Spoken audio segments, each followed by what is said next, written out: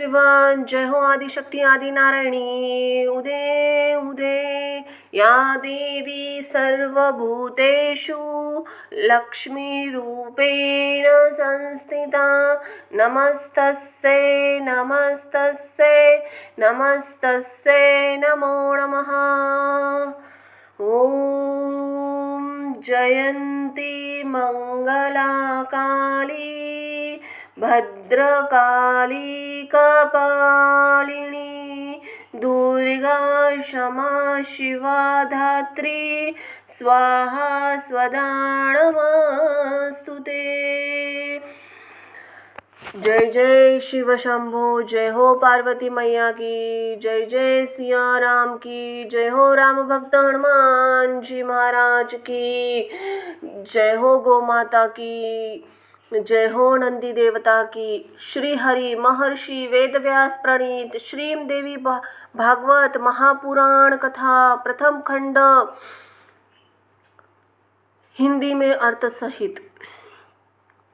तमेव माता च पिता तमेव तमेव बंधु च सखा तमेव विद्या दृढं तमेव तमेव सर्वं मम देव देव।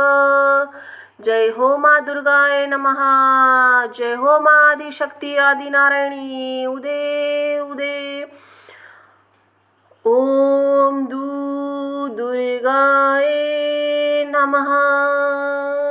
अर्धश्लोकी भागवत जिस प्रकार सप्तश्लोकी दुर्गा, सप्तश्लोकी गीता, पंचश्लोकी गणेश पुराण, चतुर्श्लोकी भागवत, एक श्लोकी भागवत, एक श्लोकी रामायण, एक श्लोकी योगा वशिष्ठ, सार्धश्लोकी दुर्गा तथा एक श्लोकी महाभारत प्राप्त होता है, उसी प्रकार अर्धश्लोकी देवी भागवत भी प्राप्त होता है, जो तात्विक दृष्टि से बड़े ही महत्व का है। पुराण वाणियों में देवी भागवत का अत्यंत महनीय स्थान है। इसमें भगवती जगदम्बा पराशक्ति के रूप में निरूपण हुआ है। इस पुराण के प्राकट्य के विषय में इसी पुराण में बताया गया है कि जब भगवान वेदव्यास जी ने अपने पुत्र श्री शुकदेव जी का गृहस्थाश्रम ग्रहण करने का परामर्श दिया, तो ज्ञान मार्ग के उपासक श्री शुकदेव जी ने प्रवृत्ति मार्ग को स्वीकार नहीं किया। तब वेदव्यास जी ने मोक्ष मार्ग अभिलाषी अपने पुत्र से कहा, हे महाभाग, तुम मेरे द्वारा रचित वेद तुल्य श्रीम देवी भागवत पुराण को पढ़ो।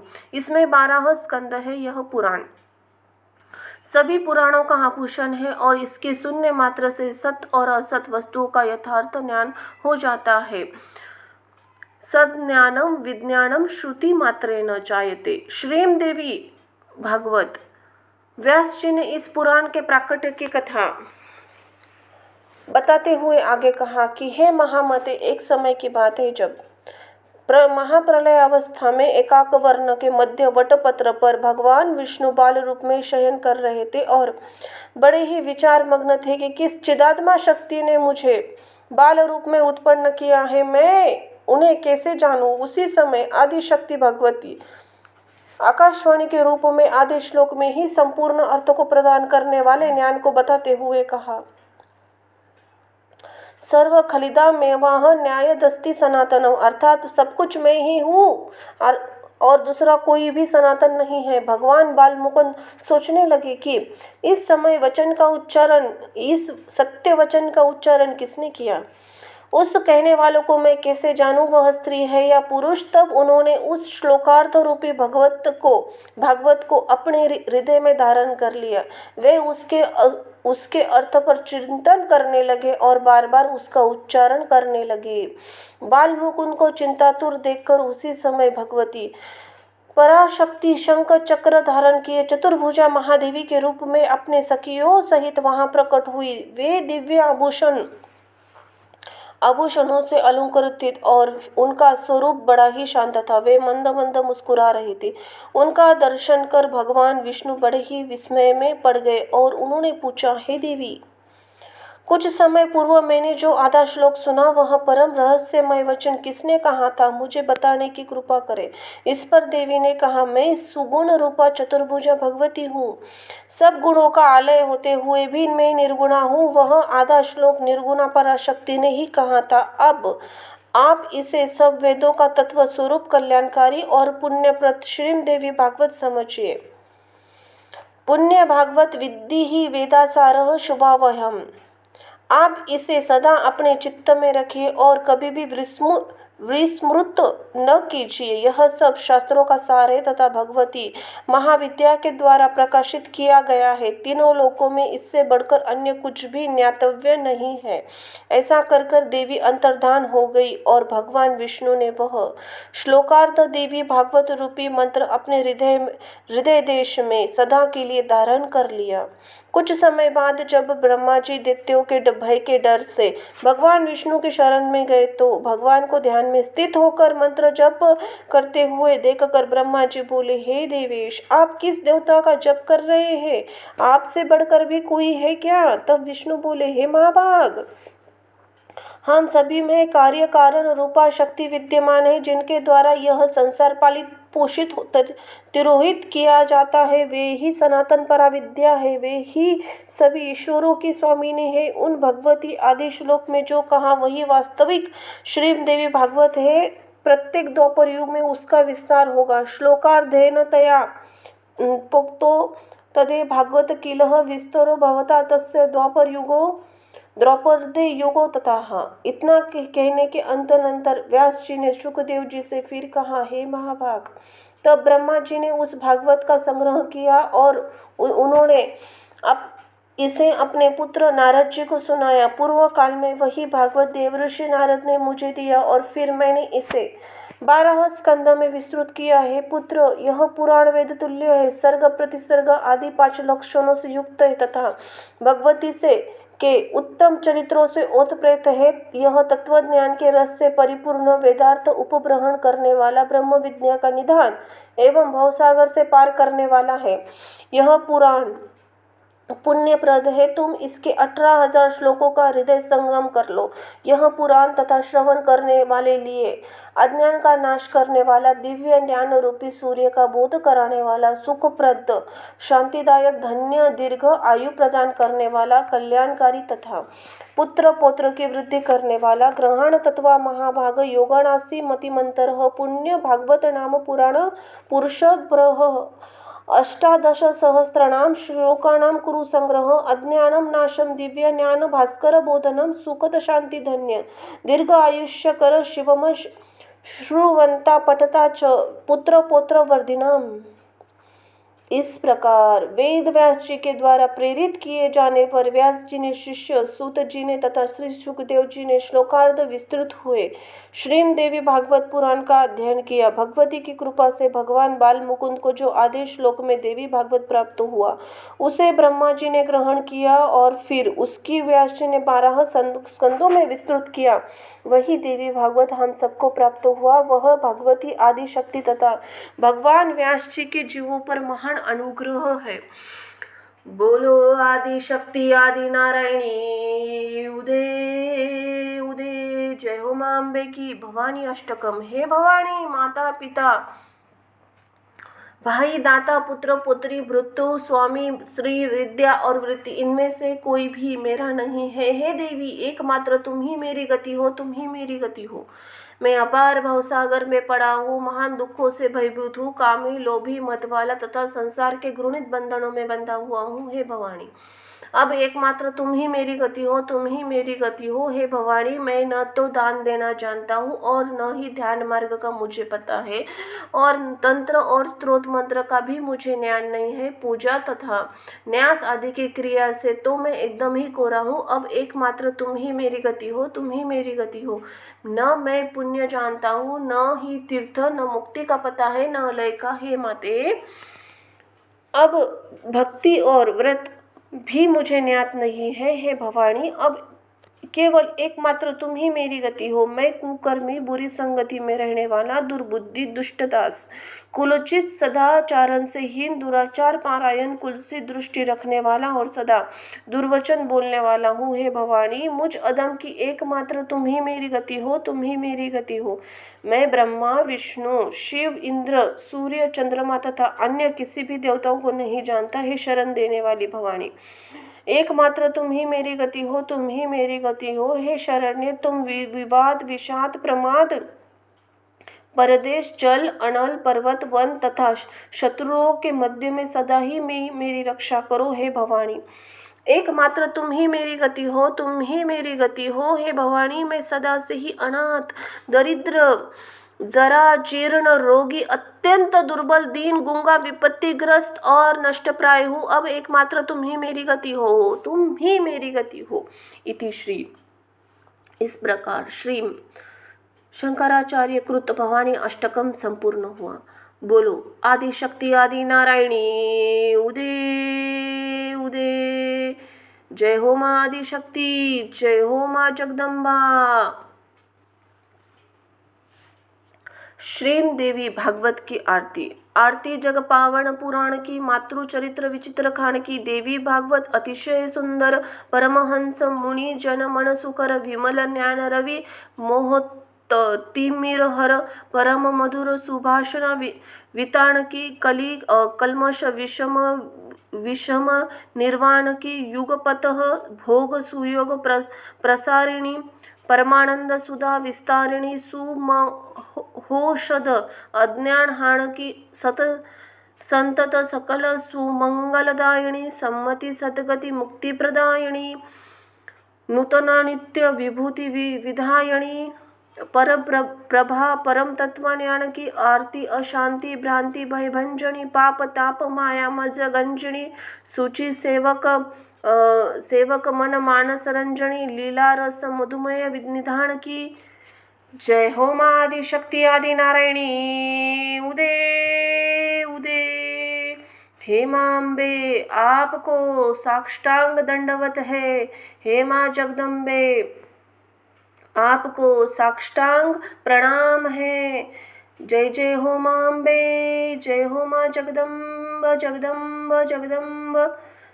सर्वमंगल मांगल्ये शिवे सर्वार्थ साधिके, शरण्ये त्र्यंबके गौरी नारायणी नमस्तुते। अध्याय स्कंद तृतीय, अध्याय 8वां। बोलो आदि शक्ति आदि नारायणी उदे उदे। जय हो माँ जगदम्बा की। माँ जगदम्बा, आपको साष्टांग दंडवत है। अध्याय 8वां। सत्वगुण, रजगुण और तमगुण का वर्णन। ब्रह्मा जी बोले, हे तात, आपने जो मुझसे पूछा था वह सृष्टि का वर्णन मैंने कर दिया। अब गुणों का स्वरूप कहता हूँ, उसे एकाग्र चित्त होकर सुनो। सत्व गुणों का प्रति स्वरूप समझना चाहिए। वह प्रति सुख से उत्पन्न होती है। सरलता, सत्य, सोच, क्षमा, धैर्य, कृपा, लज्जा, शांति और संतोष, इन लक्षणों से सदैव निश्चल सद्गुणों की प्राप्ति होती है। सद्गुणों का वर्ण श्वेत है, वह सर्वदा धर्म की प्रीति उत्पन्न करता है। सत श्रद्धा का आविर्भाव करता है तथा असत श्रद्धा को समाप्त करता है। तत्वदर्शी मुनियों ने 3 प्रकार की श्रद्धा बतलाई है। सत्व की, राजसी और एवं तीसरी तामसी। रजोगुण रक्तवर्ण वाला कहा गया है। यह आश्चर्य एवं प्रीति को उत्पन्न करता है। दुख से योग के कारण ही निश्चित रूप से प्रीति उत्पन्न होती है। जहाँ ईर्ष्या, दोह, मत्सर, स्तंभन, उत्कंठा एवं निद्रा होती है, वहाँ राजसी श्रद्धा रहती है। अभिमान, मद और गर्व, ये सब भी राजा के श्रद्धा से उत्पन्न होते। अंत ही बुद्धिमान मनुष्य को चाहिए कि ये लक्षणों द्वारा राजसी श्रद्धा समझकर ले। तमोगुणों का वर्ण कृष्ण होता है। यह मोह और विषाद उत्पन्न करता, आलस्य, अज्ञान, निद्रा, दीनता, भय, विवाद, कायरता, कुटिलता, क्रोध, विषमता, अत्यंत नास्तिकता और दूसरों के दोषों का देखने वाला स्वभाव है। ये तामसिक श्रद्धा के लक्षण है। पंडित जन इन लक्षणों के तामसी श्रद्धा जान ले। तामसी श्रद्धा से युक्त ये सभी लक्षण बड़ पीड़ादायक है। आत्म कल्याण की इच्छा रखने वाले अपने में निरंतर सद्गुणा का निवास करना चाहिए। रजोगुणों पर नियंत्रण रखना चाहिए तथा तमोगुणों का नाश कर देना चाहिए। ये तीनों गुण एक दूसरे के उत्कर्ष होने की दशा में परस्पर विरोध करने लगते हैं। ये सब एक दूसरे के आश्रित है, निराश्रित होकर नहीं रहते। सत्वगुण, रजोगुण और तामस गुण कोई भी एक अकेला अकेला कभी नहीं रह सकता। ये सभी सदैव मिलकर रहते हैं, इसीलिए ये अनन्य श्रेय संबंध वाले कह गए हैं। हे नारद, ध्यान से सुनिए। अब मैं इनके अनन्य श्रेय संबंध से होने वाले विस्तार का वर्णन करता हूँ, जिसे जानकर मनुष्य भवबंधन से छुटकारा प्राप्त कर लेता है। इसमें आपको किसी प्रकार का संदेह नहीं करना चाहिए। समय के प्रकार से जानकर ही मैंने यह बात कही है। मैंने पहले इसे जाना, तत्पश्चात इसका अनुभव किया और पुनः परिणाम देखकर इसका परत ज्ञान प्राप्त किया है। हे महामते, मात्र इसे देख लेने से, सुन लेने से अथवा संस्कार जनित अपने अनुभवों से ही किसी वस्तु का तत्कालीन परिज्ञान नहीं हो जाता। जैसे किसी पवित्र तीर्थ के विषय में सुनकर किसी व्यक्ति के हृदय में राजसी श्रद्धा उत्पन्न हो गई और वह उस तीर्थ में चला गया। वहां पहुंचकर उसने वही देखा जैसे पहले सुना था। उस तीर्थ में उसने स्नान करके तीर्थ कृत्य किया और राजसी दान भी किया। रजोगुणों से युक्त रहकर उस व्यक्ति ने कुछ समय तक वहां तीर्थवास भी किया, किंतु ऐसा करने भी वह राग द्वेष से मुक्त नहीं हो पाया और काम क्रोध आदि विकारों से आच्छादित ही रहा। पुनः ही अपने घर लौट आया और वह पूर्व की भांति वैसे ही रहने लगा। हे मुनीश्वर, उस व्यक्ति ने तीर्थ की महिमा सुनी थी, किंतु उसका सम्यक अनुभव नहीं किया। किसी कारण उसे तीर्थ यात्रा का कोई भी फल नहीं प्राप्त हुआ। हे नारद, उसका सुनना न सुनने के बराबर समझे। हे मुनिश्रेष्ठ, आप यह जान ले कि तीर्थ यात्रा का फल पाप से छुटकारा प्राप्त करना है। यह वैसे ही है जैसे सांसारिक कृषि फल उत्पादित अन्न का भक्षण है, जो काम, क्रोध, लोभ, मोह, तृष्णा, द्वेष, राग, मद और परादोष, दर्शन, ईर्ष्या, सहनशीलता का अभाव और अशांति आदि है, वे पापमय शरीर के विकार है। हे नारद, जब तक ये पाप शरीर से नहीं निकलते तब तक मनुष्य पापी ही रहता है। तीर्थ यात्रा करने पर भी यदि ये पाप देह से नहीं निकलते तो तीर्थाटन करने वाला वह परिश्रम उसी प्रकार व्यर्थ है जैसे किसी किसान का। उस किसान ने परिश्रम खेत को खोदा, अत्यंत कठोर भूमि को जोता, उसमें महंगा बीज बोया और आवश्यक कार्य किए तथा फल की प्राप्ति की इच्छा से किसी रक्षा के लिए दिन रात अनेक कष्ट सहे, किंतु फल लगने का समय हेमंत काल आने पर वह सो गया, जिससे व्याघ्र आदि वन्य जंतुओं ने तथा टंडटियों ने उस फल को खा लिया और अंत में वह किसान सर्वतः निराश हो गया। उसी प्रकार हे पुत्र, तीर्थ में किया गया वह श्रम भी कष्टदायक ही सिद्ध होता है, उसका कोई फल नहीं मिलता। है नारद, शास्त्र के अवलोकन से सत्वगुण सम्मुत होता है तथा बड़ी तेजी से बढ़ता है। उसका फल यह होता है कि तामस पदार्थों के प्रति वैराग्य हो जाता है।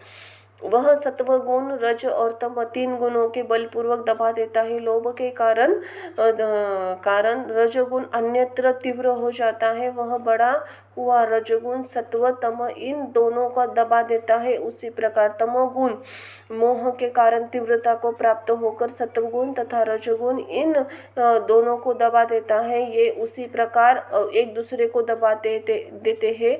उसे मैं यहाँ पर विस्तार पूर्वक कह रहा हूँ। जब सत्वगुण बढ़ता है तो उस समय बुद्धि धर्म में स्थित रहती है। उस समय रजोगुण या तमोगुण उत्पन्न बाह्य विषयों का चिंतन नहीं करती। उस समय बुद्धि सत्वगुणों से उत्पन्न होने वाले कार्य को अपनाती है। उसके अतिरिक्त वह अन्य कार्यों में नहीं फंसती। बुद्धि बिना प्रयास के ही धर्म तथा यज्ञादि कर्म से प्रवृत्त हो जाती है। मोक्ष की अभिलाषा से मनुष्य उस समय सात्विक पदार्थ के भोग में प्रवृत्त होता है। वह राजसी भोगों में लिप्त नहीं होता। वह तब भला वह तमोगुणी कार्यों में क्यों लगेगा। इस प्रकार पहले ही रजोगुणों की जीत करके वह तमोगुणों को पराजित करता है। हे तात, उस समय एकमात्र विशुद्ध सत्वगुण ही स्थित रहता है। जब मनुष्य मन में रजोगुणों की वृद्धि होती है तब वह सनातन धर्मों को त्याग कर राजसी श्रद्धा के वशीभूत हो विपरीत धर्माचरण करने लगता है। रजोगुण बढ़ने से धन की वृद्धि होती है और भोग भी राजसी हो जाता है। उस दशा में सत्वगुण दूर चला जाता है और उससे तमोगुण भी दब जाता है। जब तमोगुणों की वृद्धि होती है और वह उत्कट हो जाता है तब वेद तथा धर्मशास्त्र में विश्वास नहीं रह जाता। उस समय मनुष्य को तामसी श्रद्धा प्राप्त करने तथा धन का दुरुपयोग करता है, सबसे द्रोह करने लगता है तथा उसे शांति नहीं मिलती। वह क्रोधी, दुर्बुद्धि तथा दुष्ट मनुष्य सत्व तथा रजोगुणों को दबाकर अनेक विविध तामसिक विचारों में लीन रहता हुआ मन आचरण करने लगता है। किसी ही प्राणी में सत्वगुण, रजोगुण, तमोगुण अकेले नहीं रहते, अपितु मिश्रित धर्म वाले वे तीनों गुण एक दूसरे के आश्रयभूत होकर रहते हैं। हे पुरुष श्रेष्ठ, रजोगुणों बिना सत्वगुण और सत्वगुणों के बिना रजोगुण कदापि नहीं रह सकते। इसी प्रकार तमोगुण के बिना ये दोनों गुण भी नहीं रह सकते। इसी प्रकार ये गुण परस्पर स्थित है। सत्वगुण तथा रजोगुण बिना तमोगुण नहीं रहता, क्योंकि इन मिश्रित धर्म वाले सभी गुणों की स्थिति कार्य करनी भाव से विभिन्न प्रकार की होती है। ये सभी गुण अनन्याश्रय भाव से विद्यमान रहते हैं, अलग अलग भाव से नहीं। प्रसव धर्मी होने के कारण ये एक दूसरे के उत्पादक भी होते हैं। सत्वगुण कभी भी रजोगुणों को और कभी तामस गुणों को उत्पन्न करता है। इसी तरह रजोगुण कभी सत्वगुणों को तथा कभी तमोगुणों को उत्पन्न करता है। इसी प्रकार तमोगुण भी सत्वगुणों एवं रजोगुणों को उत्पन्न करता है। ये तीनों गुण आपस में एक दूसरे को उसी प्रकार उत्पन्न कर देते हैं जिस प्रकार मिट्टी का लोदा घड़े को उत्पन्न कर देता है। मनुष्य की बुद्धि में स्थित ये तीन गुण परस्पर कामनाओं को उसी प्रकार जागृत करते हैं जैसे देवदत्त, विष्णुमित्र, यज्ञ दत्त आदि मिलकर काम करते हैं। जिस प्रकार स्त्री और पुरुष आपस में मैथुन भाव को प्राप्त होते हैं, उसी प्रकार ये तीन गुण परस्पर युगम भाव को प्राप्त होते हैं। रजोगुणों का युगम भाव होने पर सत्वगुणों का युगम भाव होने पर रजोगुण और तमोगुणों का युगम भाव होने पर भाव से सत्वगुण तथा रजोगुण ये दोनों उत्पन्न होते हैं, ऐसा कहा गया है।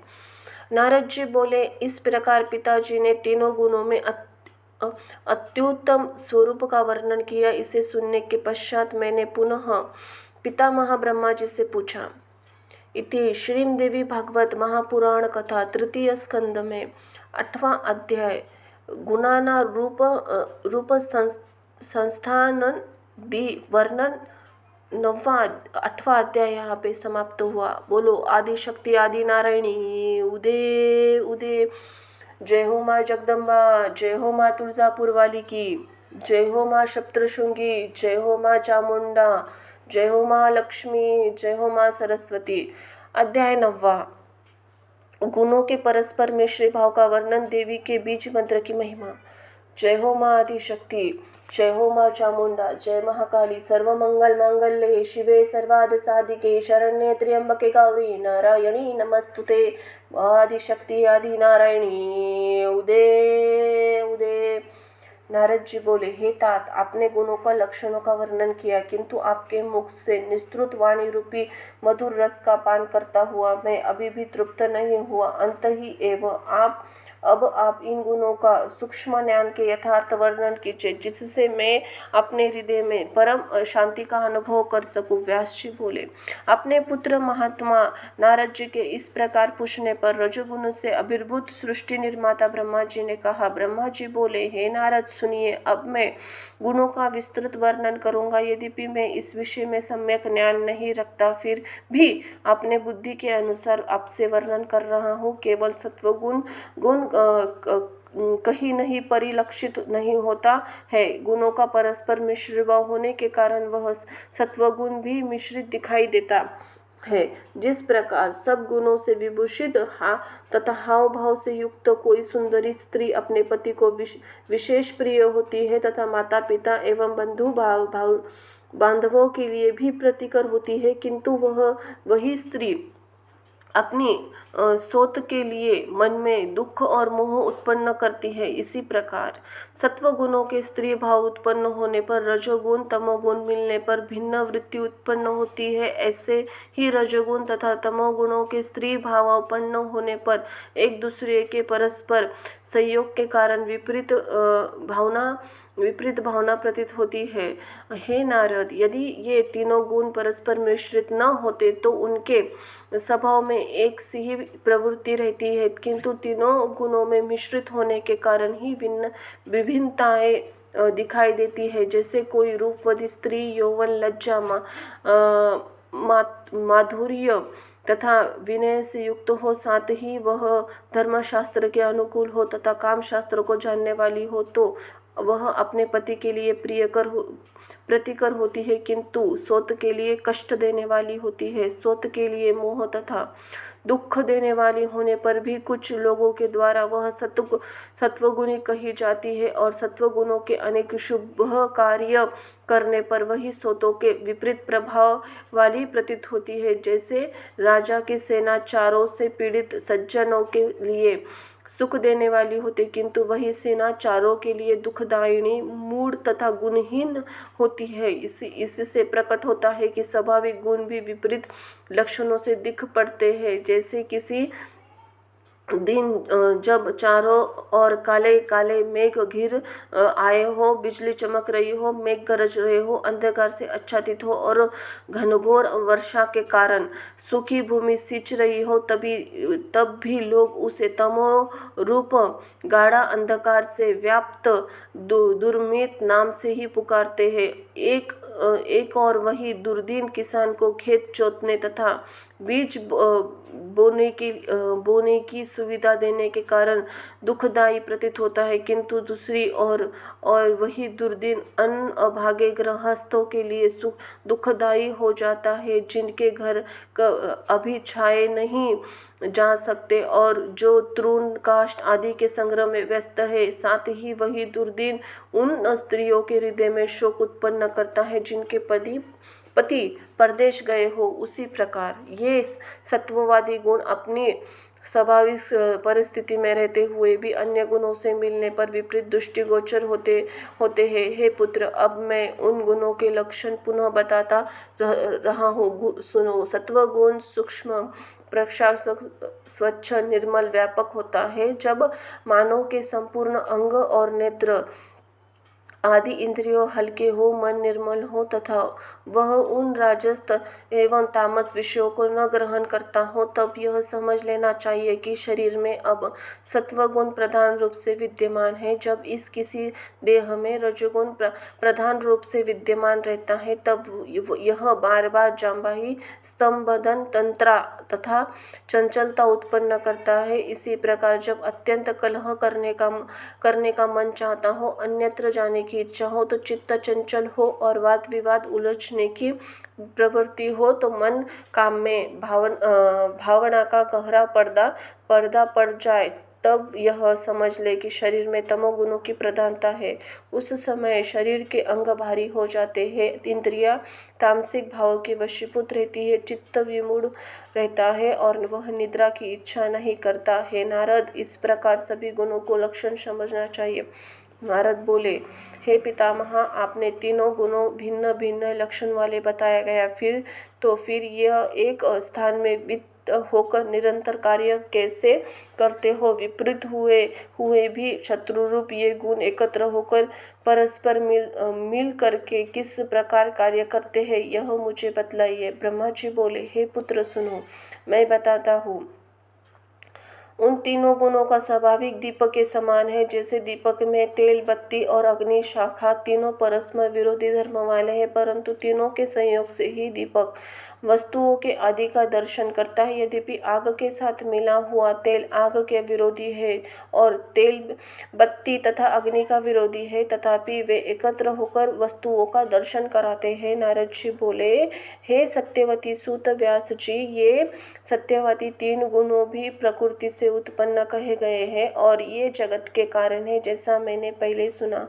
व्यास जी बोले, हे राजन, इस प्रकार नारद जी विस्तार पूर्वक गुणों का लक्षण और उनके विभागों के सहित कार्यों की भी मुझे बतलाया है। सर्वदा उन्हीं पराशक्ति की आराधना करनी चाहिए जिनके यह समस्त संसार व्याप्त है। वे भगवती कार्य भेद से सगुणा निर्गुणा है। वह परम पुरुष तो अकर्ता, पूर्ण, निस्पृह तथा परम अविनाशी है। हे माया ही सत और असद्रूप जगत की रचना करती है। ब्रह्मा, विष्णु, शिव, सूर्य, चंद्र, इंद्र दोनों अश्विन कुमार, आठों वसु, विश्वकर्मा, कुबेर, वरुण, अग्नि, वायु, पूषा, कुमार, कार्तिक, गणपति, ये सभी देवता उन्हीं महामाया की शक्ति से युक्त होकर अपने अपने कार्य करने में समर्थ होते हैं। हे मुनीश्वरों, यदि ऐसा न हो तो वे हिलने डुलने में भी समर्थ नहीं हो सकते। हे राजन, वे परमेश्वरी इस जगत की परम कारण है, अंत ही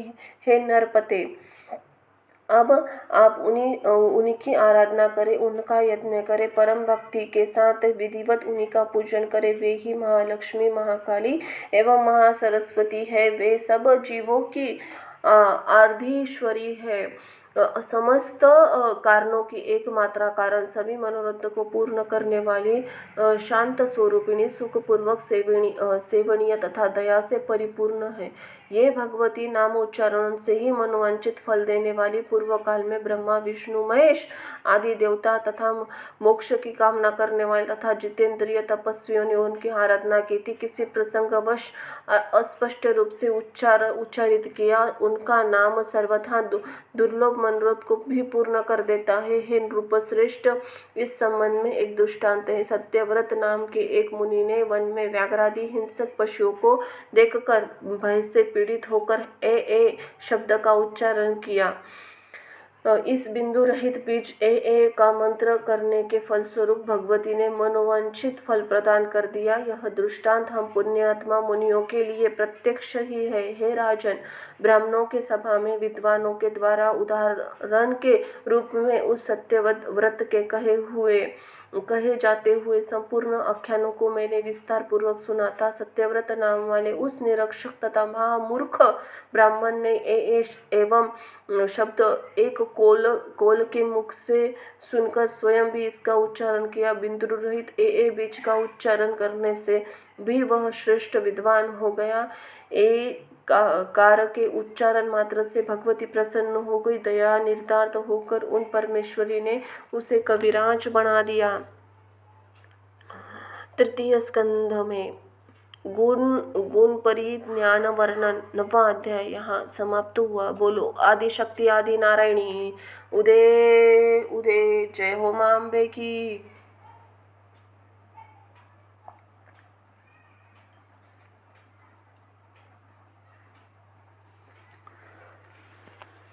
जय हो माँ दुर्गाय नमः। जय हो महाकाली नमः। जय हो महाशक्ति नमः। जय हो माँ तुळजापुर वाली नमः। जय हो माँ सरस्वती नमः। जय हो माँ चामुंडाय नमो नमः। अध्याय 10वां, देवी के बीज मंत्र की महिमा के प्रसंग में सत्यव्रत का आख्यान। जय माँ हो आदि शक्ति आदि नारायणी उदे उदे।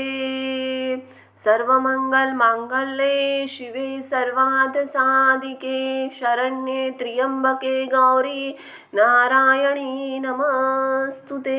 ओम दुर्गाय नमः।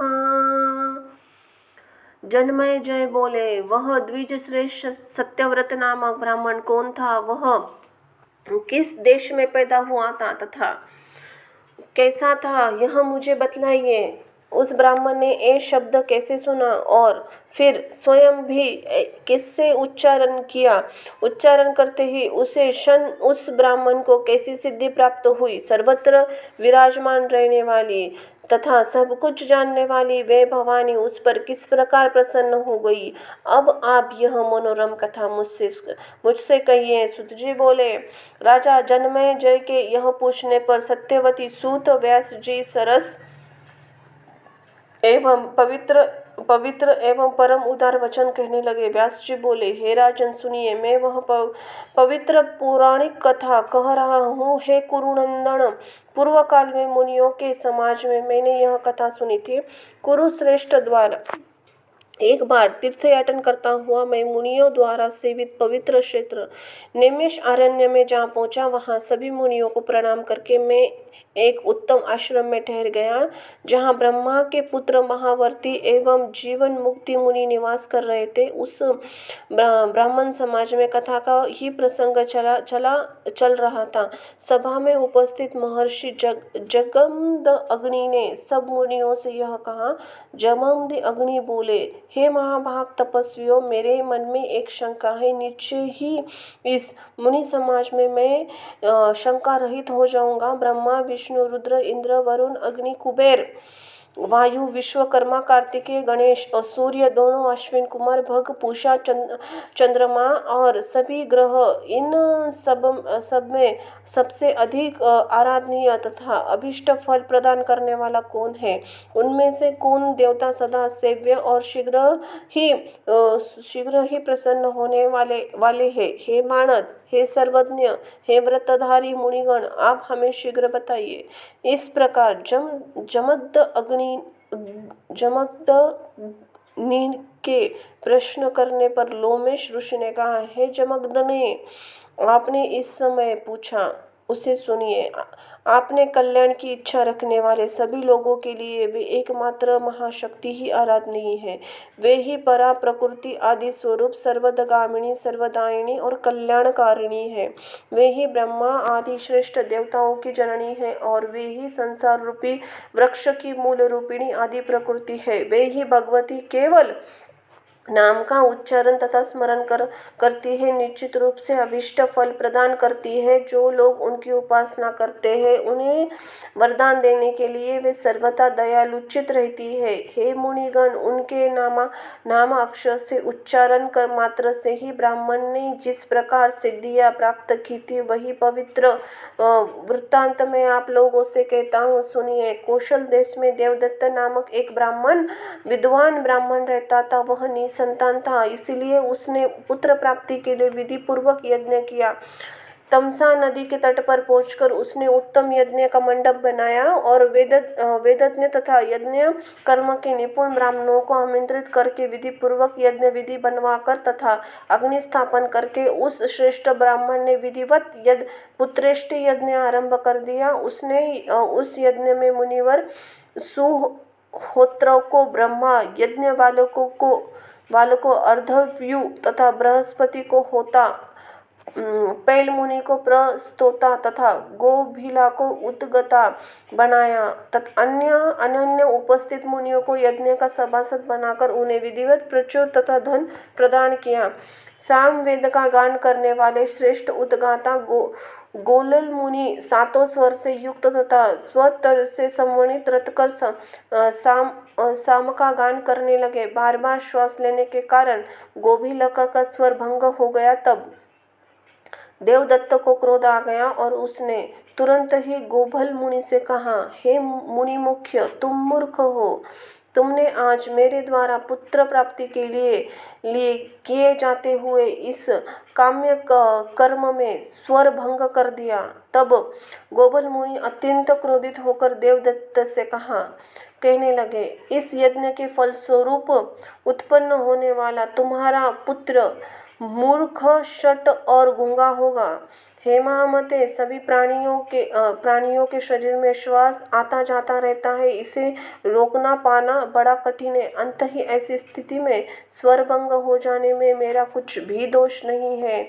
महात्मा गोभिलका का यह वचन सुनकर शाप से भयभीत देवदत्त ने अत्यंत दुखी होकर उनसे कहा, विप्रवर, आप मुझे निर्दोष पर व्यक्त ही क्यों क्रुद्ध है?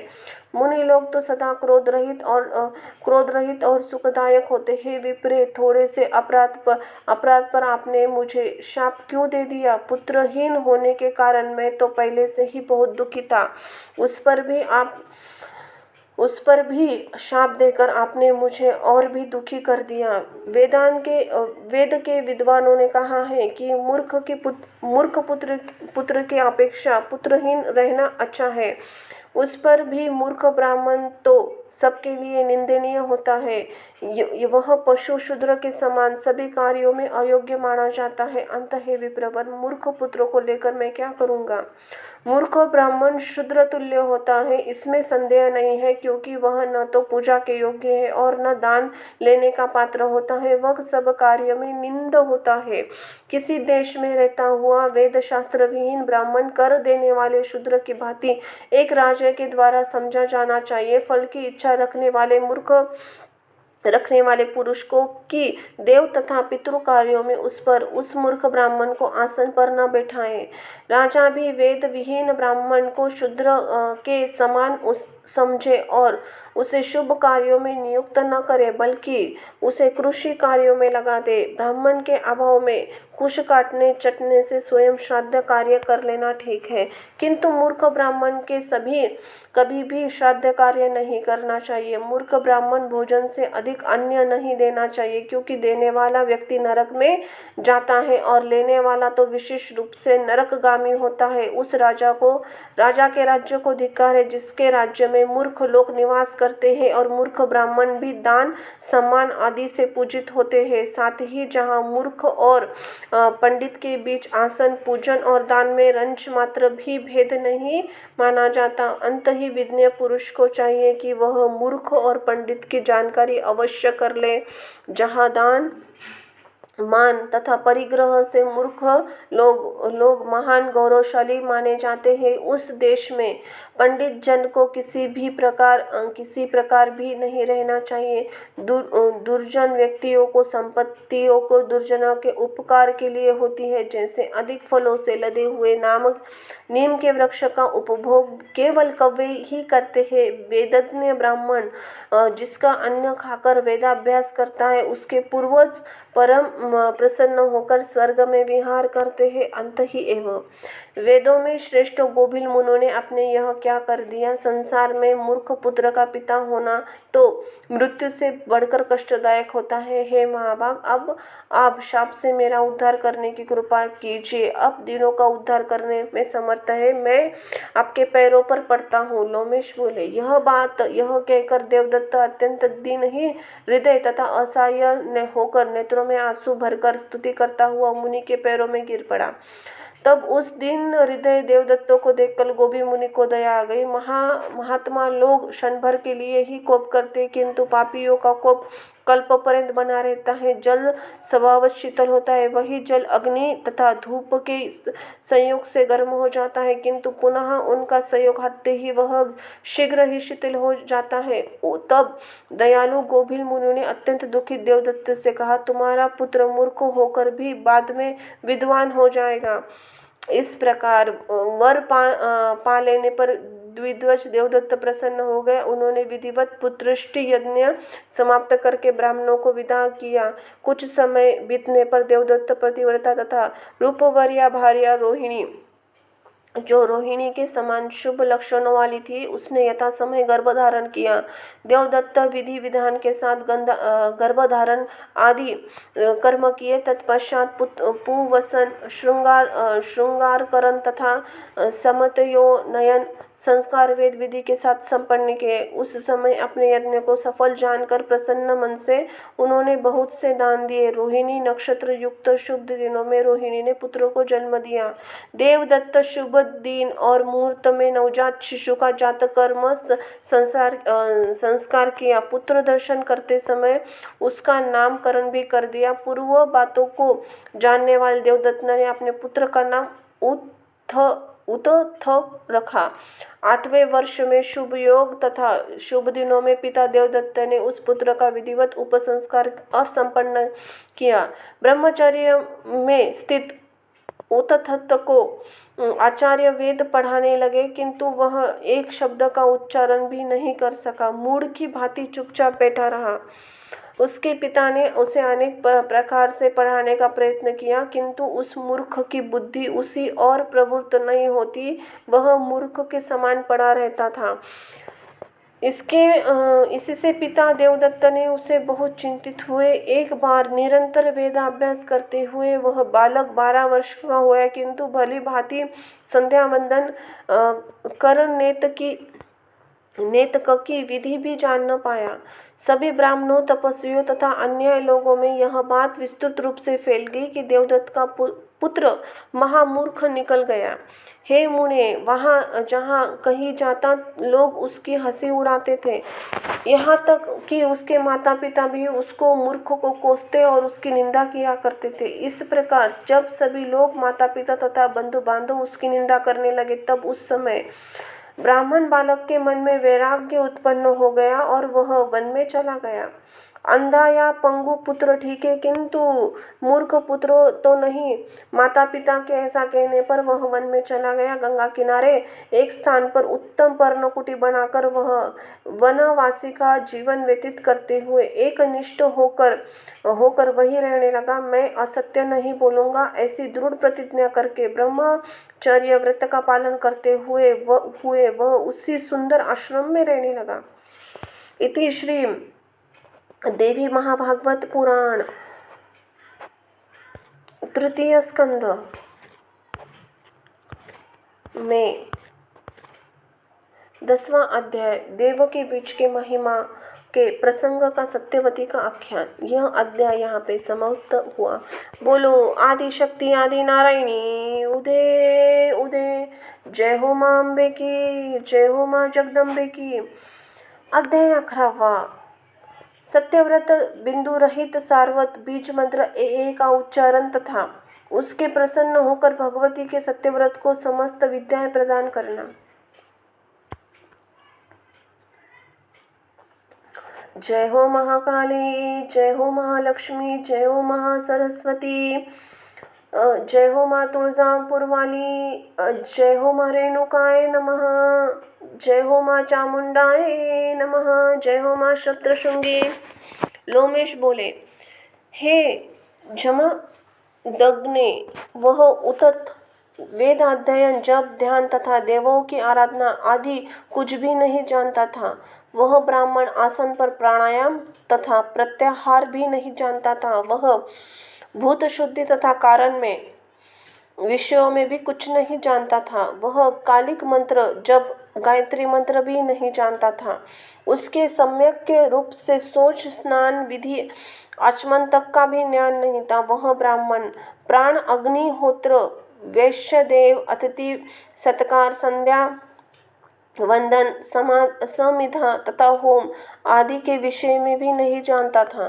प्राप्त काल उठकर वह किसी तरह सामान्य रूप से दंतावधन कर लेता था। तत्पश्चात शूद्र की भांति बिना मंत्र बोले ही गंगा में स्नान कर लिया करता था। दोपहर के समय वह अपनी इच्छा से वन में फल लाकर उन्हें खा लिया करता था। उस मूर्ख भक्ष तथा अभक्ष का भी ज्ञान नहीं था।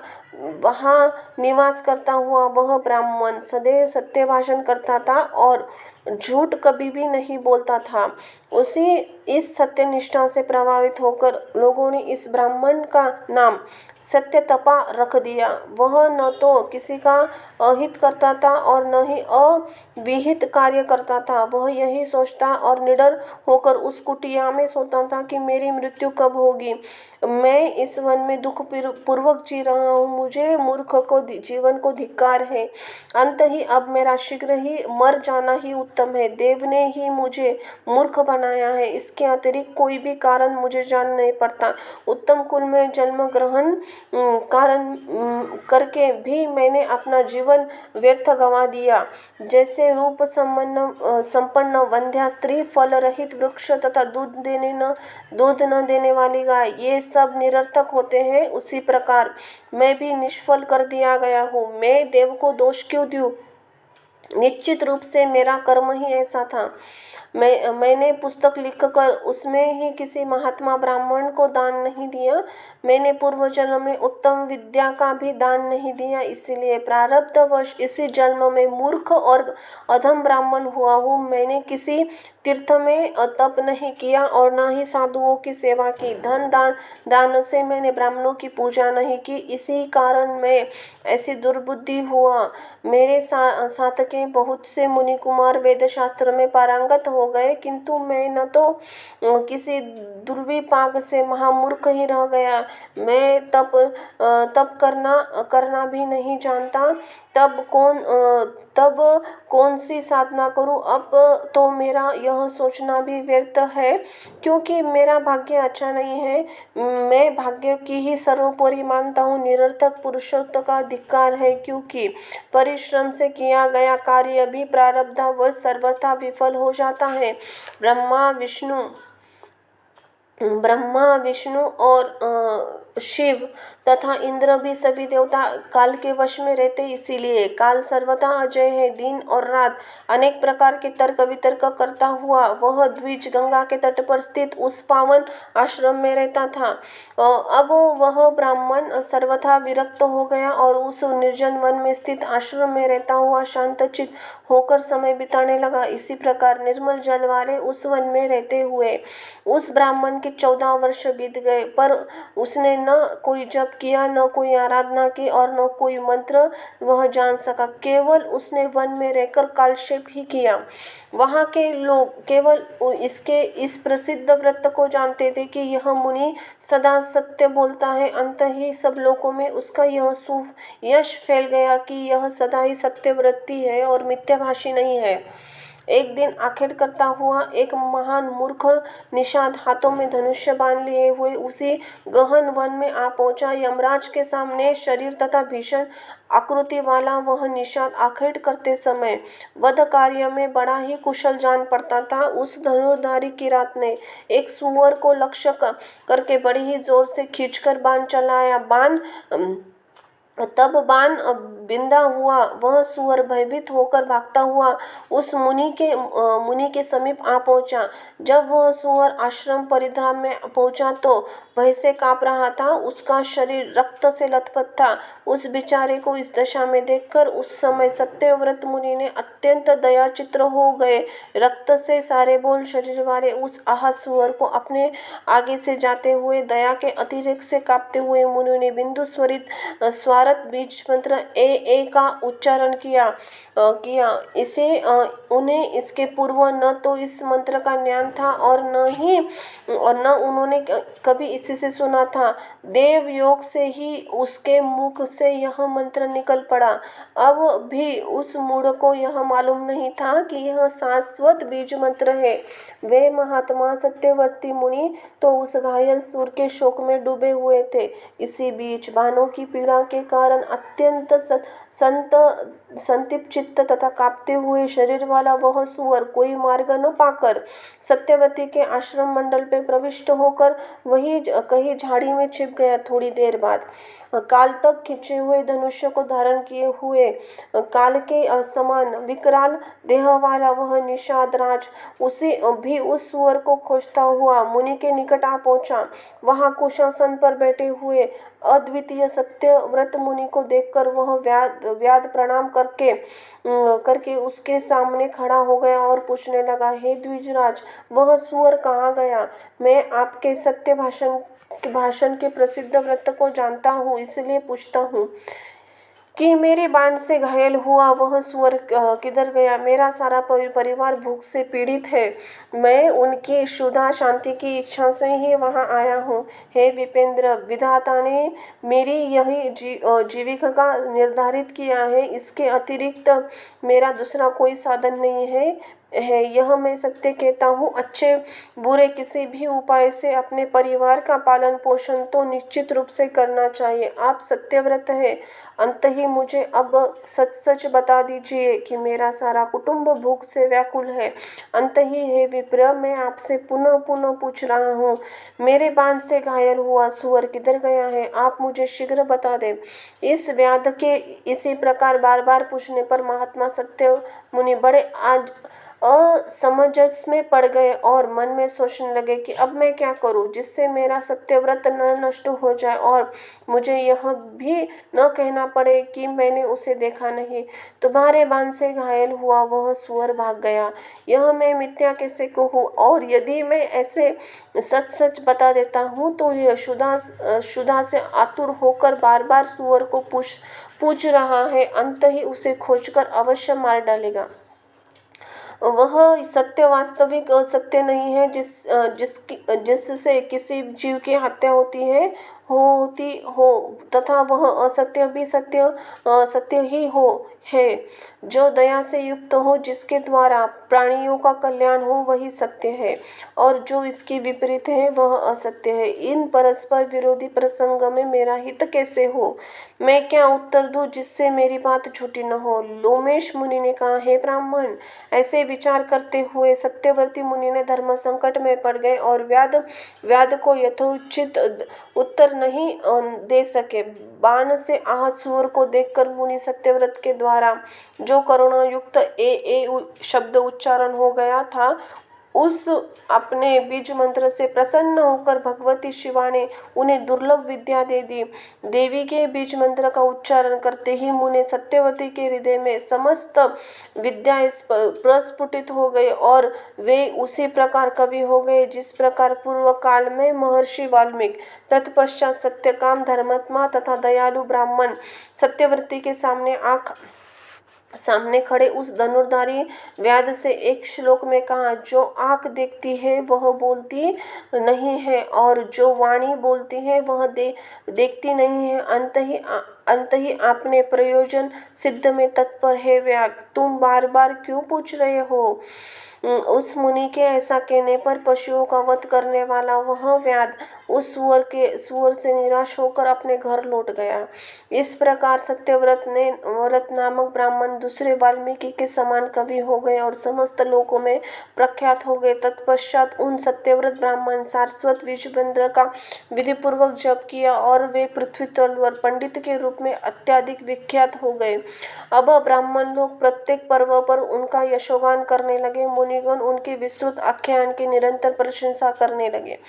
उनका महान यश सुनकर उनके परिवार के ही लोग जिन्होंने पहले उन्हें त्याग दिया था, उनके आश्रम में आकर विशेष आदर सम्मान के साथ उन्हें घर ले गए। अंत ही है राजन, उन आदि शक्ति तथा जगत की कारण स्वरूपा परादेवी के सदा भक्ति पूर्वक सेवा तथा पूजा करनी चाहिए। हे महाराज, आप मेरे द्वारा बताए गए सर्व काम प्रदायक अंबिका का अनुष्ठान वैदिक विधि के अनुसार नित्य नियम पूर्वक कीजिए। हे भगवती, स्मरण करने से, पूजा करने से, श्रद्धा पूर्वक ध्यान करने से, नामोच्चारण स्तुति करने से परम प्रसन्न होकर सभी इच्छित मनोरथ का संपूर्ण कर देती है, इसलिए कामदा कही जाती है।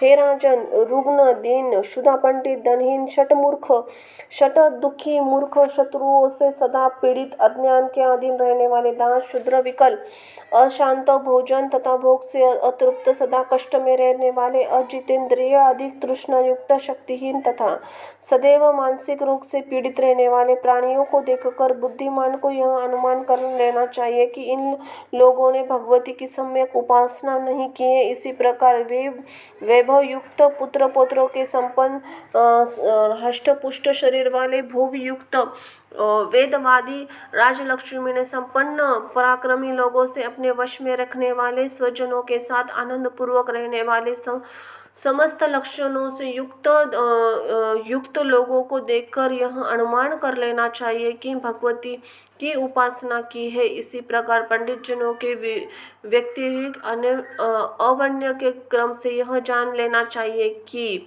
उपयुक्त दिन आदि लोगों ने सभी मनोरथ को पूर्ण करने वाली शिव की पूजा नहीं की है तथा उपयुक्त विभयुक्त लोगों ने भगवती अंबिका की सर्वदा विधि पूर्वक आराधना की है, जिससे ये सभी लोग संसार में सुखी है, इसमें लेश मात्र भी संदेह नहीं है। व्यास जी बोले, हे राजन, मैंने नैमिष आरण्य तीर्थ में मुनियों के समाज में लोमेश ऋषि के मुख से भगवती का अच्युतम महात्मा सुना। हे राजन, हे पुरुष श्रेष्ठ, इस पर सम्यक विधि का करके अत्यंत परम भक्ति के साथ प्रेम पूर्वक भगवती की सदा अर्चना करनी चाहिए। जय हो माँ आदिशक्ति आदि नारायणी। उदय उदय श्रीम देवी भागवत महापुराण तृतीय स्कंद सत्यवत व्रत आख्यान वर्णन 11वां अध्याय यहाँ संपन्न हुआ। बोलो आदिशक्ति आदि नारायणी। उदय उदय। जय हो माँ आदिशक्ति, जय हो माँ जगदम्बा, जय हो माँ चामुंडा, जय हो माँ विंध्याचल वासिनी। अध्याय 12वां सात्विक राजस तामस यज्ञों का वर्णन, मानस यज्ञ की महिमा और व्यास जी द्वारा राजा जन्मेजय को देवी यज्ञ के लिए प्रेरित करना। ओम जय हो माँ आदिशक्ति आदि नारायणी। उदय उदय। सर्वमंगल मांगल्ये शिवे सर्वार्थ साधिके शरण्ये त्र्यंबके गौरी नारायणी नमस्तुते। राजा बोले, हे स्वामीन, अब आप देवी के यज्ञ की विधि पूर्वक पूर्व से सम्यक का वर्णन कीजिए। उसे सुनकर मैं यथाशक्ति प्रमाद रहित होकर वह यज्ञ करूँगा। उस यज्ञ की पूजा विधि, उसके मंत्र, होम द्रव्य, उसमें कितने ब्राह्मण हो और दक्षिणा, इन सभी के बारे में निसंकोच बताइए। व्यास जी बोले, हे राजन, सुनिए, अब मैं आपसे देवी के यज्ञ का विधि पूर्वक वर्णन करूँगा। अनुष्ठान में विविध कर्म के अनुसार यह सात्विक तथा राजस तथा तामस सदा तीन प्रकार का समझ लेना चाहिए। मुनि के लिए सात्विक यज्ञ, राजाओं के लिए राजस यज्ञ, राक्षसों के लिए तामस यज्ञ, ज्ञानियों के लिए निर्गुण यज्ञ और वैराग युक्त लोगों के लिए ज्ञानमय यज्ञ कहा गया है। मैं आपसे विस्तार पूर्वक वर्णन कर रहा हूँ। जिस देश में यज्ञ में देश, काल, द्रव्य, मंत्र, ब्राह्मण तथा श्रद्धा ये सब सात्विक हो, उसे सात्विक यज्ञ कहा गया है। हे भूपाल, यदि द्रव्य शुद्धि, क्रिया शुद्धि, मंत्र शुद्धि साथ यज्ञ संपन्न होता है तब पूर्ण फल की प्राप्ति अवश्य होती है, अन्यथा नहीं होती। अन्य के द्वारा उपार्जित किए गए धन से यदि पुण्य कार्य किया जाए तो इस लोक में यश में प्राप्ति नहीं होती, पर लोक में उसका कोई फल भी नहीं मिलता। इसलिए न्यायपूर्वक उपार्जित धन से ही सदा पुण्य कर्म करना चाहिए। ऐसा कार्य इस लोक में कीर्ति तथा परलोक के आनंद के लिए होता है। हे राजेंद्र, आपके सामने इसका प्रत्यक्ष प्रमाण है। पांडवों के यज्ञ में उत्तम राजसूय यज्ञ किया था, जिसकी समाप्ति पर उन्होंने श्रेष्ठ दक्षिणा भी दी थी, जिससे महामनस्वी यादवेंद्र साक्षात भगवान कृष्ण विद्यमान थे और भारद्वाज पूर्णतः विद्यानिष्ठ ब्राह्मण ने इस यज्ञ का संपादन किया था। उस यज्ञ को विधिवत संपन्न करके पश्चात 1 मास के भीतर ही पांडवों को महान कष्ट प्राप्त हुआ तथा कठोर वनवास भोगना पड़ा। द्रौपदी का अपमान हुआ, युधिष्ठिर के जुए में पराजय हुई और पांडवों को वनवास हुआ। उन्हें तरह तरह का घोर कष्ट मिला। तब यज्ञ से होने वाला फल कहाँ चला गया। मनस्वी पांडवों का राजा विराट की दासता करनी पड़ी और नारियों में श्रेष्ठ द्रौपदी को किच्चक ने प्रताड़ित किया। उस संकट काल में विशुद्ध हृदय वाले ब्राह्मणों का आशीर्वाद कहाँ चले गए थे, कृष्ण की भक्ति कहाँ चली गई थी। जिस समय परम सुंदरी पतिव्रता द्रौपदी को बाल पकड़कर घसीटा जा रहा था, उस समय बेचारी की रक्षा किसी ने भी नहीं की। जिस यज्ञ में देवाधीश भगवान श्री कृष्ण रहे हो और जिसके यज्ञ के कर्ता धर्मराज युधिष्ठिर हो, उस यज्ञ का विपरीत फल मिलने का कारण अवश्य ही धर्मानुष्ठान में कोई कमी रही होगी, ऐसा समझना चाहिए। यदि कहा जाए कि प्रारब्ध ही ऐसा था तो सभी शास्त्र निष्फल हो जाएंगे और वेद मंत्र तथा अन्य धर्म ग्रंथ निरर्थक सिद्ध होंगे। इसमें संशय नहीं है। प्रारब्ध तो अवश्य भावी है। इस कथन को स्वीकार कर लेना जाए तो सभी साधन निष्फल और सभी उपाय व्यर्थ हो जाएंगे। सभी वेद शास्त्र अर्थवाद के रूप में प्रवृत्त हो जाएंगे। सभी क्रिया निरर्थक हो जाएंगी। स्वर्ग प्राप्ति के लिए जप तथा वर्ण धर्म और सब व्यर्थ हो जाएंगे। केवल प्रारब्ध को ही हृदय में धारण करने से सभी प्रमाण व्यर्थ हो जाएंगे। अंत ही एवं भाग्य उपाय दोनों को ही मानना चाहिए। कर्म करने पर भी यदि विपरीत परिणाम प्राप्त होता है तो पंडित शिरोमणि विद्वानों की सोचना चाहिए कि कार्य करने में कोई कमी अवश्य रह गई है। कर्मशील विद्वानों ने क्रतुभेद, मंत्रभेद तथा द्रव्यभेद इन कर्मों को अनेक प्रकार वाला बताया गया है। पूर्व काल में इंद्र ने यज्ञ में आचार्य के रूप का वर्णन किया था। उस विश्वरूप ने अपने मातृपक्ष के दानवों की हितार्थ विपरीत कार्य किया। देवताओं तथा दानवों ने दानों का कल्याण हो ऐसा बार बार कहकर उसके मातृपक्ष के जो असुर थे उसकी भी रक्षा की। तदनंतर दानवों को अत्यंत हष्टपुष्ट देखकर इंद्र कुपित हो उठे और उन्होंने वज्र से तत्काल वीर विश्वरूप के सिर काट दिए। इसमें यह निसंदेह सिद्ध हो जाता है कि कर्ता के भेद से विपरीत फल हो जाता है। यदि इससे न माने तो ठीक नहीं, क्योंकि पंचाल नरेश द्रुपद ने रोष पूर्वक द्रोणाचार्य के नाश के निमित्त एक पुत्र उत्पन्न होने का यज्ञ किया था। इसी परिणाम स्वरूप यज्ञ वेदी के मध्य से धृष्टद्युम्न तथा द्रौपदी ये दोनों उत्पन्न हुए। पूर्व काल में जब महाराष्ट्र दशरथ ने पुत्रोष्टि यज्ञ किया तो उन पुत्रहीन राजा दशरथ ने भी 4 पुत्र उत्पन्न किए। अंत ही है नृपश्रेष्ठ, युक्ति पूर्वक किया गया कोई भी कार्य हर प्रकार से सिद्धि प्रदान करने वाला होता है और युक्ति पूर्वक न किया गया कार्य सर्वथा विपरीत फल प्रदान करने वाला होता है। जैसे पांडवों के यज्ञ में किसी के दोष के कारण ही उन्हें विपरीत फल मिला और जुए में हार गए।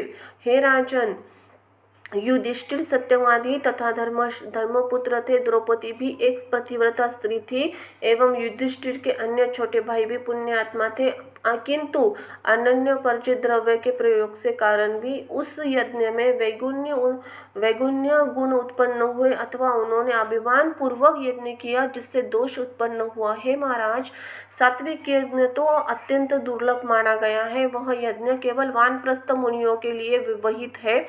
हे राजन,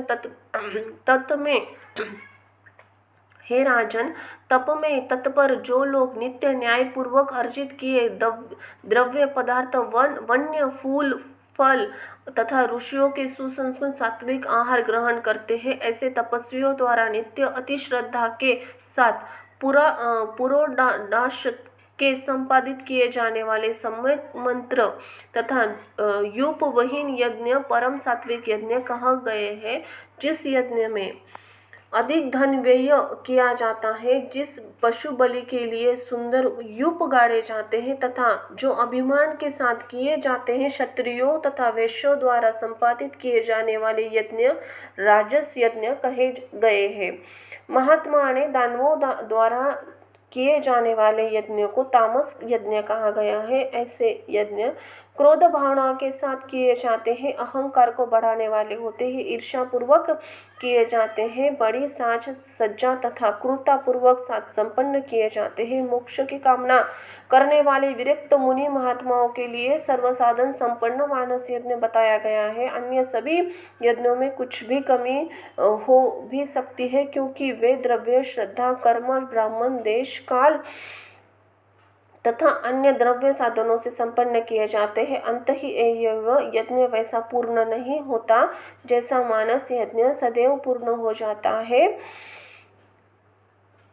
इस यज्ञ के लिए सर्वप्रथम मन को परिशुद्ध गुणों तथा गुणों से रहित बनाना चाहिए। मन के शुद्ध हो जाने पर शरीर की शुद्धि स्वतः हो जाती है, इसमें संशय नहीं है। जब मनुष्य का मन इंद्रिय के विषयों का परित्याग करके पवित्र होता है, तभी वह उस मानस यज्ञ को करने का अधिकारी होता है। तत्पश्चात वह अपने पवित्र यज्ञीय वृक्षों से निर्मित अनेक सुंदर सुंदर स्तंभों से अलंकृत तथा योजन विस्तार वाले यज्ञ मंडप की रचना करने के उसके मन ही मन एक विशाल यज्ञ वेद की कल्पना करे और उस पर मानसिक अग्नि की विधि पूर्वक स्थापना करे। उसी प्रकार मन में ब्राह्मणों को वर्णन करके ब्रह्मा, अधुर्व्योहोता, प्रस्तोता, उद्गाता, प्रतिहर्ता तथा अन्य सभासदों को नियुक्त करके यथोचित रूप से प्रयत्न पूर्वक मन से उनकी पूजा करनी चाहिए। प्राण, अपान, व्यान, सम्मान तथा उदान, इन पांचों अग्नियों का यज्ञ विधि पर विधि पूर्वक स्थापित करना चाहिए। उनमें प्राण को ग्राहपत्य अग्नि, आपन को आहवनीय अग्नि, व्यान को दक्षिण अग्नि, समान को आवस्थ्य, पांचों आवस्थ्य अग्नि तथा परम उदान को सभ्य अग्नि कहा गया है। ये पांचों परम तेजस्वी है। इस यज्ञ में मानस रूप से ही दोष से तथा परम पवित्र सामग्रियों को भी कल्पना करनी चाहिए। इस यज्ञ में होता तथा यजमान दोनों को रूप से मन होता है कि निर्गुण तथा अविनाशी ब्रह्म ही यज्ञ में अधिदेवता होते हैं। निर्गुणा पराशक्ति सभी फलों को प्रदान करने वाली होती है। उन वैराग्यदायिनी, कल्याणदायिनी ब्रह्म विद्या समस्त जगत की आधार स्वरूपा तथा जगत को व्याप्त करने के लिए सर्वत्र विराजमान रहने वाली आदिशक्ति स्वरूपा भगवती को प्रसन्न करने के उद्देश्य द्विज को मन कल्पित हवन सामग्रियों आहुति अपने प्राण रूपी अग्नि में देनी चाहिए। हे प्रभु, मानस हवन के पश्चात आपने मन को आलंबन रहित करके कुंडलानी के मुख मार्ग से अर्थात सुषामुना रंध द्वारा शाश्वत ब्रह्म में अपने प्राणों की भी आहुति देनी चाहिए। अपनी अनुभूति से स्वयं का साक्षात्कार करके महेश्वरी को अपनी आत्मस्वरूपा जानकर समाधि योग से शांत चित्त होकर ध्यान करना चाहिए। इसी प्रकार जब वह साधक सभी प्राणियों में अपने सभी प्राणियों को देखकर लगता है कि वह भूतात्मा उन कल्याण स्वरूपा भगवती का दर्शन प्राप्त कर लेता है और उन सच्चिदानंद स्वरूपिणी का दर्शन करके ब्रह्मज्ञानी हो जाता है, तो हे भूपाल,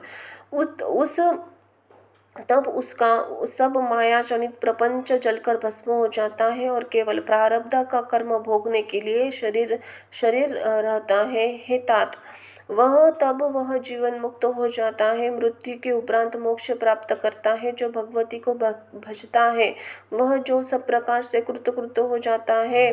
इसलिए गुरु के वचनों के अनुसार संपूर्ण प्रयत्नों को साथ श्री भुवनेश्वरी भगवती का ध्यान, उनके चरित्र का श्रवण तथा मनन करना चाहिए। हे राजन, इस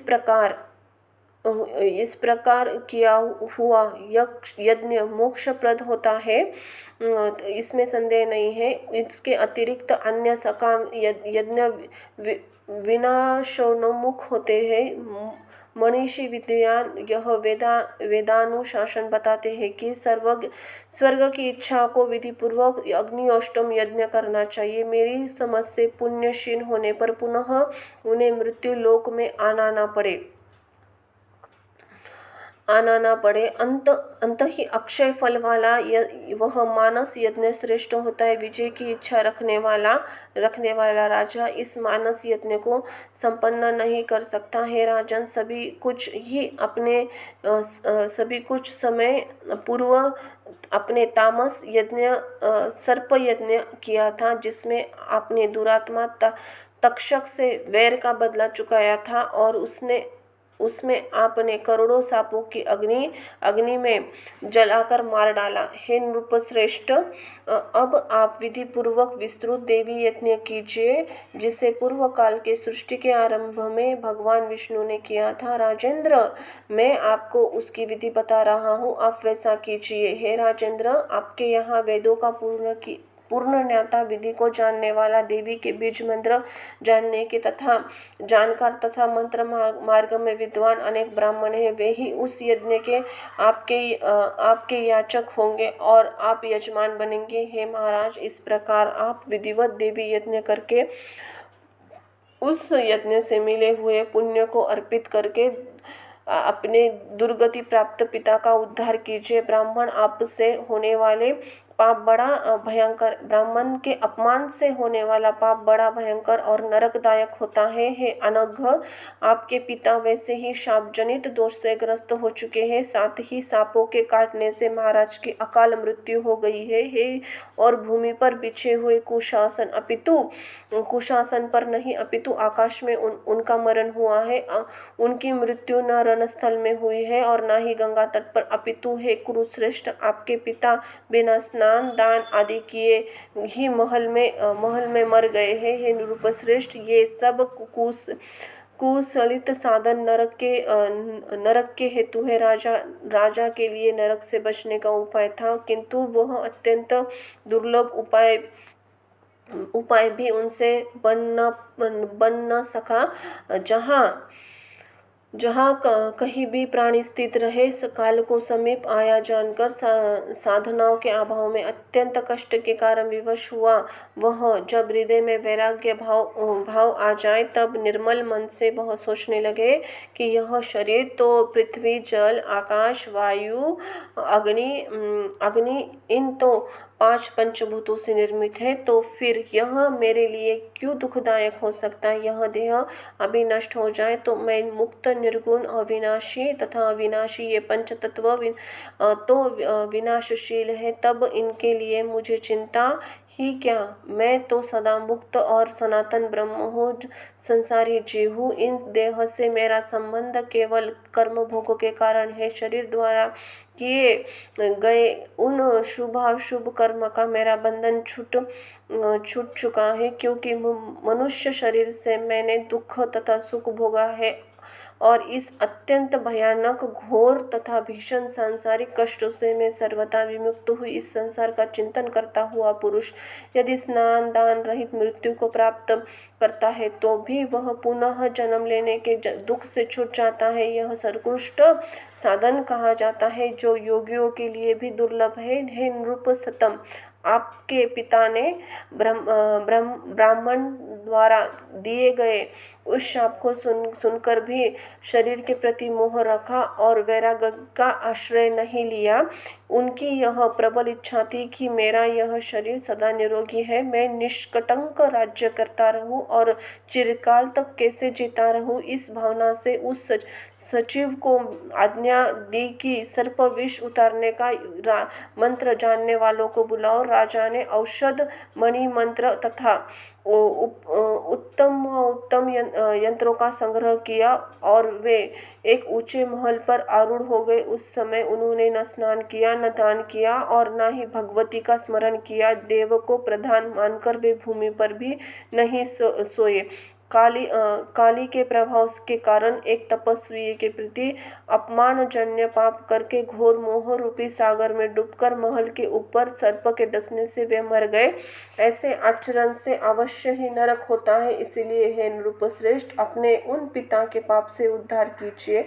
सूत जी बोले, हे ऋषिगण, अमित तेजस्वी व्यास जी का यह वचन सुनकर महाराज जन्मेजय बड़े दुखी हुए और अश्रु प्रवाह के कारण उनका कंठ रुंध हो गया। मन में वे पश्चाताप करते हुए वे कहने लगे, आज मेरे इस जीवन को धिक्कार है जो कि मेरे पिता नरक में पड़े हैं। इसलिए अब मैं ऐसा उपाय करता हूँ जैसे उत्तरातणये राजा परीक्षित स्वर्ग चले जाए।